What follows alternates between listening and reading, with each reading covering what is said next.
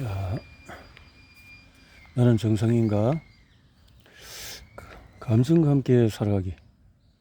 감정과 함께 30살 생기를 맞기 전에 나는 한 유서 깊은 가옥박물관에서 일하게 되었다. 나는 내 새로운 역할을 흥분했다. 저지 왕조 시대에 지어진 이 타운하우스의 정문 열쇠를 내가 가지고 있었기에 나는 출근할 때마다 그 집에 사는 사람이라도 되는 양 문을 열고 들어갔고 그게 참 좋았다. 나는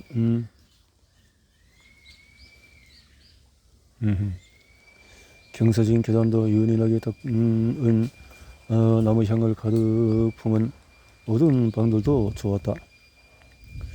이 낯선 사람이 내 열정에 관련해서 어떤 점이 그렇게 지나치다고 생각했는지 정확히 듣지 못했다. 하지만 오늘날 우리 대부분은 격앙된 감정을 마주하면 어떤 미심쩍은 생각부터 들곤 한다. 아마도 낯선 사람이 그렇다면 더욱더 그럴 것이다. 폴란드에서 낯선 이에게 미소를 지는 행동이 비정상적인 것으로 여겨진다. 나는 그 사실을 크라프트에 갔을 때 무뚝뚝해 보이는 가게 종업원들에게 습관적으로 미소를 짓다가 당황해하는 그들의 모습을 보았고 어렵사리 알았다.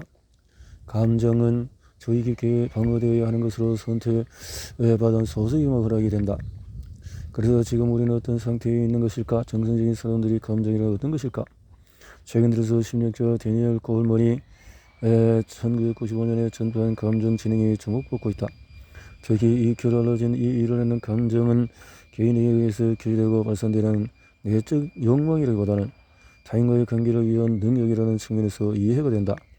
하지만 소설이나 TV, 영화에서는 이 복잡한 감정의 역사가 초래해온 문제점들을 계속해서 강조한다. 감정 그래프를 그리고 소울머신을 구현하느라고 한 세기를 보냈지만 결국 우리는 감정을 성향으로 이해할 수 있는 보편적인 방법을 찾아내는 것은 고사하고 감정의 강도를 측정하는 것 근처에도 가지 못했다. 1971년에 심리학자 폴 에크먼은 소위 기본적인 감정들과 그 감정을 나타내는 일련의 기본적인 표정들이 모든 문화에 걸쳐서 공통적으로 나타난다고 주장했다. 특정 집단을 염두에 두고 정상적인 감정을 정의하게 된다면 그러한 정의는 자기의 정적적인 예언에 빠지기 쉽다. 특정 집단에서 우세한 감정적인 제약이나 구체적인 감정 표현들이 다른 집단을 판단하고 재단하는 기준이 될 수 있기 때문이다. 분한 젊은 흑인 남성부터 교묘하게 감정을 속이는 여성에 이르기까지 이러한 가정과 관련된 부정적인 고정관념 중에서 일부는 여전히 대중의 상상력 속에 살아남아 영향력을 행사한다. 우리는 감정이 인간 본성에 내재한 것이라서 타고날 뿐만 아니라 우리가 어떤 사람인지 구성하는 기본 요소라고 생각할지도 모른다. 6장에 내 아이들은 정상인가?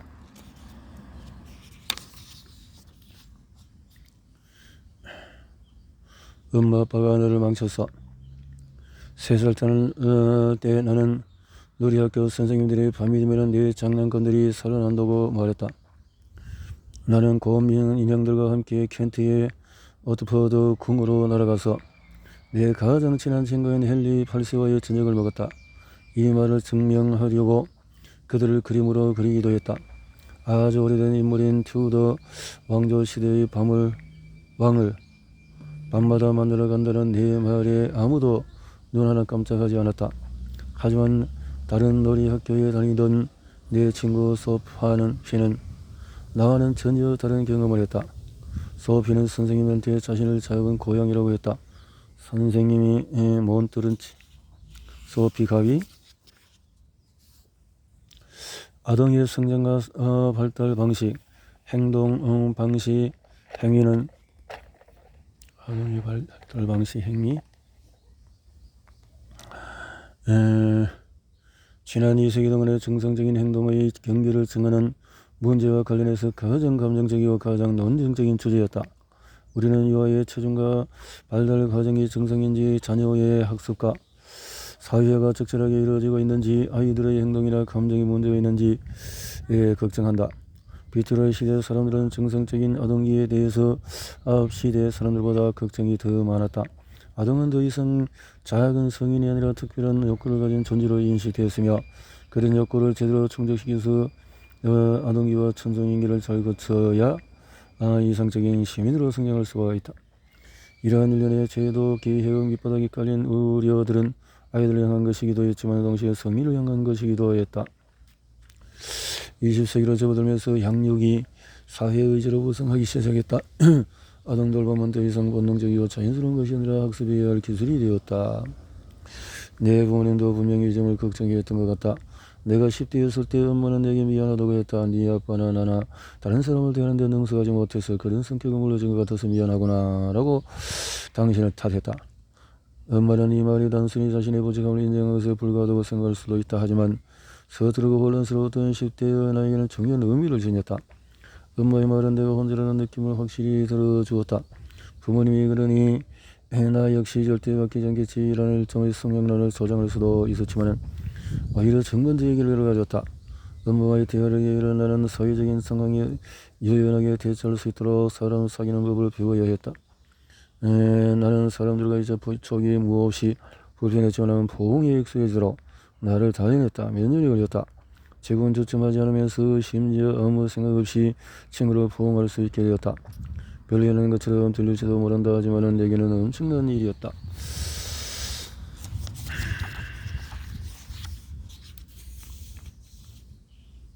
아동 발달 과정은 정해져 있는 게 아니다. 모든 아이는 각자만의 아이디어나 또 통찰로 우리를 놀라게 하고 감동시키는 재질을 가지고 있다. 우리가 아이들에게 놀리는 이유는 아이들이 우리와의 다른 방식을 느끼고 행동하기 때문일 수도 있고 우리가 아동에게 적합하다고 들어온 범주와 실제가 다르기 때문일 수도 있다. 뚱뚱하고 건강한 아이는 2017년에 내 조카딸이 태어났다. 잘 먹고 잘 자는 건강한 행복한 아기로 들뜬 가족들은 아기에게 홀딱 빠져 있었다. 조카들은 비교적 작은 편에 속했는데 아기의 체중표를 보면은 항상 25에서 50%의 범위에 속해 있었다. 아기들의 절반은 50% 이하로 해당될 테지만은 작은 아기를 둔 엄마에게는 그런 말이 듣기가 좋지가 않다. 네. 한 번은 여동생이 아기를 데리고 체중을 재러 가는데 방문 간호사가 얼굴을 찌푸리며 아유 체중이 30% 선이네요. 다음 주에 다시 와요. 계속 관찰해봐야 할 것 같아요 라고 말했다. 여동생은 더 먹여서 아기의 체중을 늘려야겠다고 생각하면서 걱정을 한 것도 않고 집으로 돌아왔다. 하지만 그 다음 주에 갔을 때 다른 방문 간호사의 생각은 달랐다. 좋네요. 28% 선이고 처음보다 같은 범위를 꾸준히 유지했네요. 아기도 아주 좋게 보여요. 수치는 거의 달라진 게 없었다. 그저 해석만 달라졌을 뿐이었다. 여동생은 한숨을 쉬며 고개를 저었다. 결국 일주일 동안의 체중표에만 근거해서 아무것도 아닌 일로 걱정했던 거지. 여동생의 딸아이의 신체 사이즈를 편안한 마음으로 받아들이기까지는 시간이 꽤 걸렸다. 주변 사람들 모두 아기의 상태를 좋게 생각한다고 확신하기까지는 그보다 훨씬 더 오래 걸렸다. 우리가 처음 아이를 평가하는 항목 중에서 하나가 신체 활력 상태다. 아이가 적절하게 자라는 중인가, 영양은 충분히 공급받고 있는가, 모유 수유가 신생아 건강에 가장 중요하다는 메시지가 줄기차게 퍼부어지지만 보통 엄마들은 모유 수유의 얼음을 긁는다.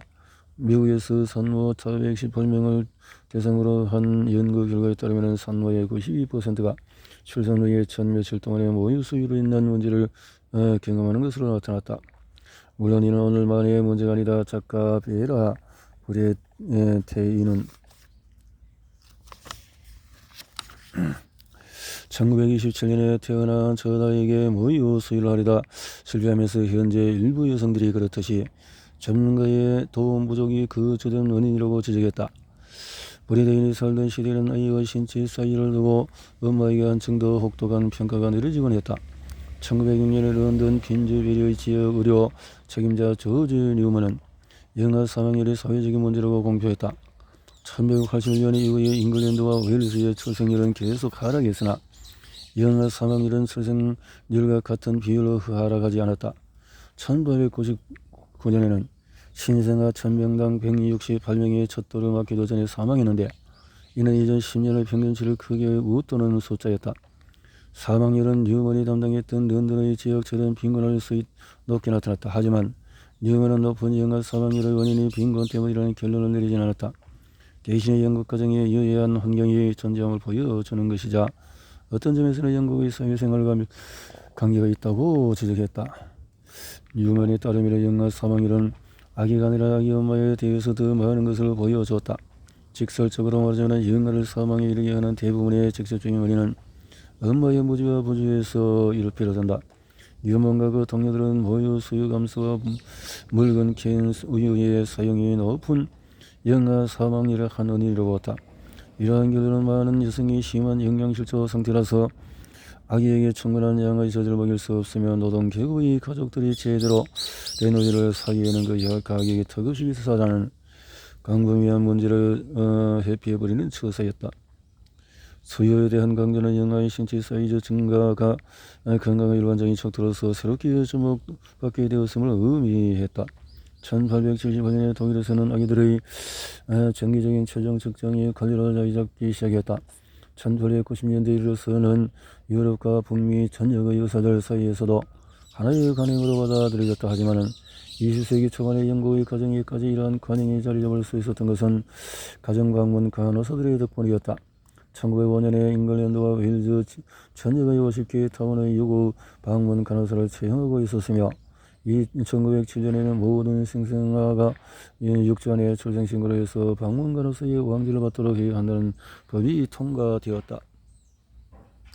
방문 간호사는 노동 계급 어머니에게 조언을 제공하고 방문 가정 아이의 신체 사이즈 상태를 측정해야 했다. 아기의 체중 측정이 어려기 위해서 관행으로 자리 잡은 지 수십 년이 지나자 평균을 기초로 정상 체중을 정의할 수 있게 되어졌다. 평균을 측정으로 측정치로 그 당시 영양 상태로 보는 거죠. 체중표로 아기의 건강을 나타낼 때 망각하기 쉬운 것은 평균의 법칙상 일부 아기들은 항상 다른 아기들보다도 작을 수밖에 없다는 사실이다. 1900년대의 아동복지 진료소는 체중카드에 모든 관할 영아의 체중을 기재해야 했다. 그래서 이렇게 했다. 일부 계획주의자들은 빈곤한 환경이 아동 발달에 미치는 영향에 대해서 보다 강경한 목소리를 내었다. 호주 출신의 페미니스트 사회주의자 모두 벤버 리버스가 이끌어던 비비언 여성 그룹은 1909년부터 1913년에 런던 남부 램버스 42개 저소득 가정을 조사했다. 그리고 그 결과를 보고서로 발표했다. 있어요. 하지만 리버스의 조사단이 연구한 가족들은 이 수입을 놓고 매우 세심한 지출 계획을 세워야 했다. 돈을 아끼는 행동 하나하나가 가족의 건강에 영향을 미칠 수 있었다. 리버스는 이러한 아동들의 실상을 심금을 울릴 정도로 상세하게 묘사했다. 양말을 신고도 키가 140밖에 안 되지 않는 힐살난 엠마는 기묘할 정도로 작은 체구의 소녀였지만 6형제 중에서 마지인 탓에 늘 팔에 아기를 안고 있었다. 리버스는 아동들이 이렇게 주거 환경 속에 살면서 충분하지 못한 식사를 했지만 예의범절과 청결, 부명면에서 손색이 없을 정도로 잘 자랐으며 아이들의 어머니들이 친절하게 인내심을 가지고 그들을 대했다고 강조했다. 하지만 아이들은 나이를 먹을수록 확연히 살림의 기쁨을 잃어갔다. 이 아이들도 그들의 엄마가 그랬듯이 자신들에게 지워진 한계를 받아들이게 되었다. 베이비언 여성 그룹은 아동의 건강한 신체 발달을 지원하기 위해서 최저임금과 아동수당, 학내 무상급식, 학내 진료소 운영을 실시하라고 권고했다. 하지만 이러한 조치들이 도입되기까지는 오랜 시간이 걸렸다. 제1차 세계대전 이후에도 빈곤한 광범위한 사회현상이었으며 모두가 한 번쯤 들어봤을 법한 새로운 비타민에 대한 지식으로 아동 건강의 건설적인 세시대에 열린 것처럼 보였다. 예컨대 고로병으로 인한 골격, 기형암, 도시, 빈민, 지역 아동들 사이에서 꽤 오랫동안 관찰되고 있는 상황이었다. 비타민 영양이 부족해서 그렇게 되는 거죠. 1943년에 옥스퍼드 영양조사가 월섬스토어를 포함해서 세계 지역을 대상으로 아동의 신체적인 건강과 영양 상태에 대한 조사를 했는데 범행 월섬스토어 옥스퍼드셔의 도시 아이들의 비타민C 섭취 수준은 최저 권장치를 훨씬 밑돌았다. 제2차 세계대전 이후에 의사들은 건강한 아동들 사이에도 엄청난 차이가 존재한다고 강조했다. 정상 체중과 신장을 정의할 수 있다고 하더라도 평균적인 아이들은 수십 년 전과 같지가 않았다. 1959년에와 1920년대의 영유아의 체중치는 40년대 50년대에 조사한 평균치보다도 낮았다고 보고했다. 1950년대의 보건 담당들은 이러한 평균치의 상향을 대체로 긍정적인 현상으로 여겼다. 이렇게 징표라고 했는데, 하지만 반대의 목소리를 쓰다 일부 보건의료 담당이들은 영양과다에 또 비만이 수명을 줄어들게 하고 있다고 공표했다. 1960년대에서는 아동 비만이라는 문구가 등장하기 시작했다. 학교에 그려진 이렇게 차이가 났고 다양하게